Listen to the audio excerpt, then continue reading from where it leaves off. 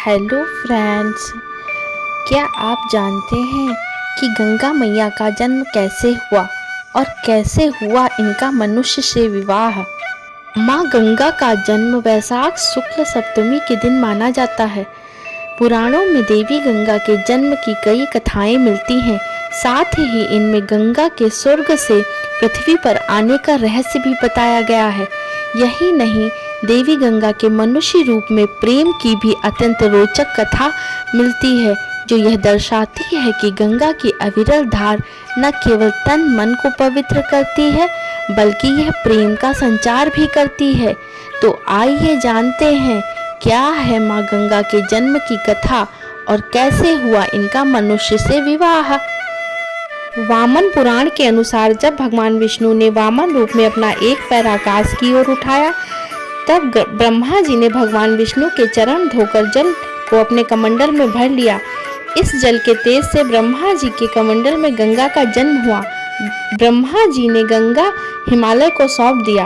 इस तरह देवी पार्वती और गंगा दोनों बहनें हुई। इसी में एक कथा यह भी है कि वामन के पैर के चोट से आकाश में छेद हो गया और 3 धारा फूट पड़ी। एक धारा पृथ्वी पर, एक स्वर्ग में और एक पाताल में चली गई और गंगा त्रिपथगा कहलाई। माँ गंगा को जब हुआ भोले शंकर से प्रेम। शिव पुराण में ऐसी कथा मिलती है कि गंगा भी देवी पार्वती की तरह भगवान शिव को पति के रूप में पाना चाहती थी।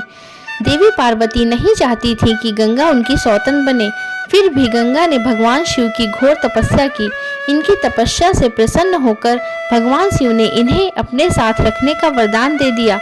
इसी वरदान के कारण जब गंगा धरती पर अपने पूरे वेग के साथ उतरी, तो जल प्रलय से धरती को बचाने के लिए भगवान शिव ने उन्हें अपनी जटाओं में लपेट लिया। इस तरह गंगा को भगवान शिव का साथ मिल जाता है। यहाँ गंगा को मानते हैं शिव जी की दूसरी पत्नी। मराठी लोक कथाओं में भी इसी तरह की कुछ बातें मिलती हैं।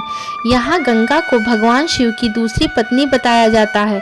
पार्वती गंगा को परेशान करती हैं, जिसकी शिकायत गंगा भगवान शिव से करती हैं। पार्वती के कोप से गंगा की रक्षा के लिए भगवान शिव उन्हें अपनी जटाओं में छुपा लेते हैं। दोस्तों, गंगा के जन्म और नदी रूप में प्रकट होने की जिस तरह अनेकों कहानियां हैं, उसी प्रकार इनके मानव रूप में प्रेम की भी कई कथाएं हैं। दोस्तों, आइए जानते हैं माँ गंगा का मनुष्य के साथ विवाह की कहानी।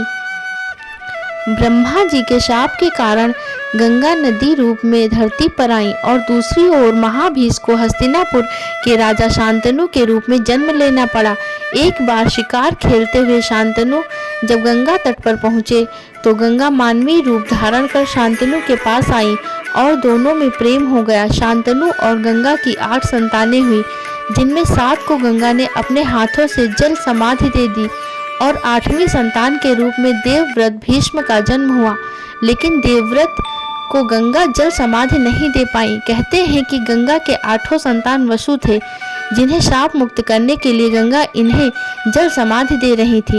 लेकिन 8वीं संतान को शाप मुक्त कराने में गंगा असफल रही।